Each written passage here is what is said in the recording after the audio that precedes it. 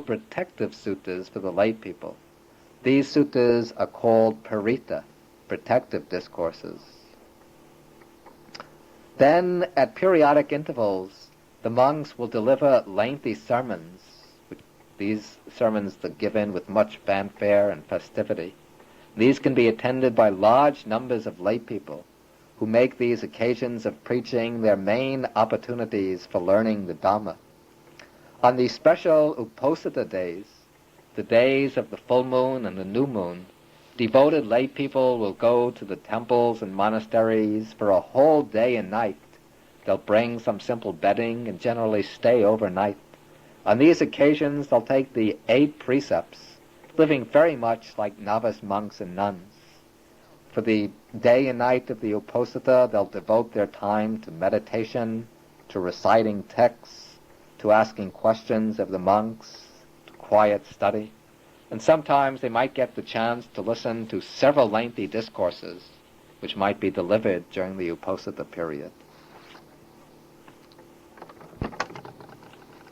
In contrast to the life of the town bhikkhus, the life of the forest bhikkhus is very quiet. Their time is not taken up by the bustle of outer activities, but it's mostly reserved for their inner work, for the cultivation of the mind, the development of calm and insight. In the forest hermitages, a group of monks will live together, usually under the guidance of an accomplished meditation master.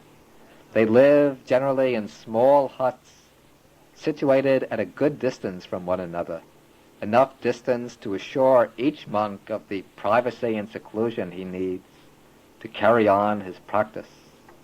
The training of the forest monk follows the ancient pattern coming down from the time of the Buddha. We can find the descriptions of this training in many suttas spoken by the Buddha.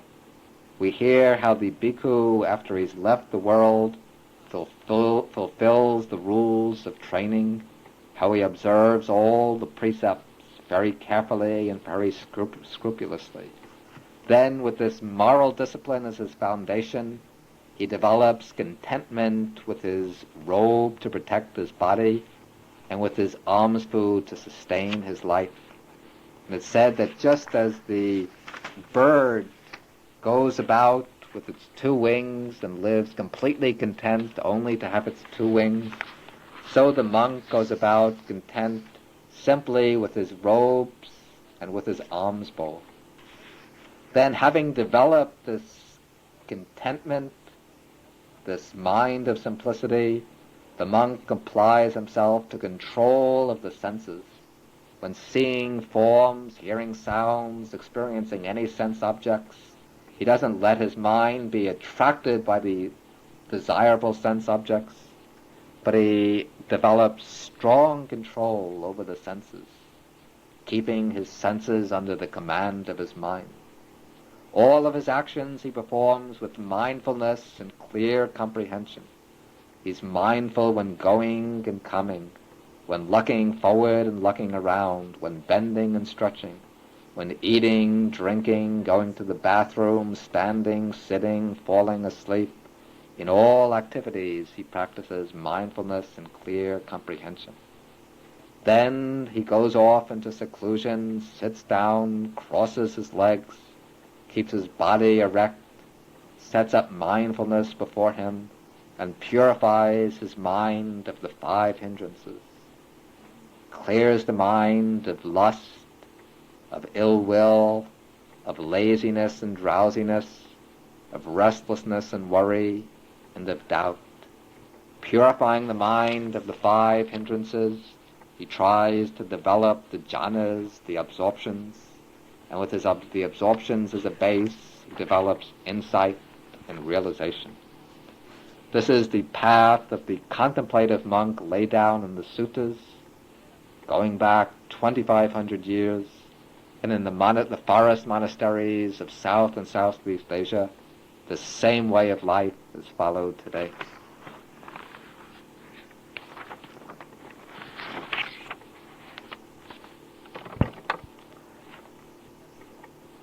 The last subject we'll deal with in this talk on the Sangha is the place of nuns in Buddhism.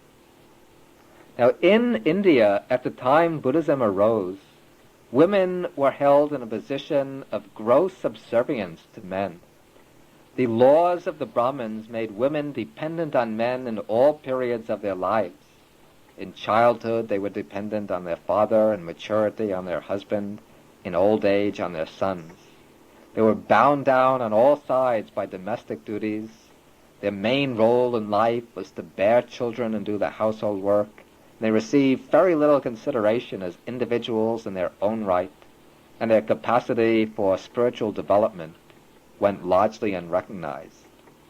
And it's against this background that we have to view the Buddha's move in creating a Bhikkhuni Sangha, an order of fully ordained nuns. As we will see, the Buddha himself hesitated to permit women to enter upon the homeless life. And when he agreed to do so, he had to lay down several special regulations for the nuns. But these have to be appreciated against the social background of the times. We shouldn't judge them in the light of our own modern egalitarian ideas.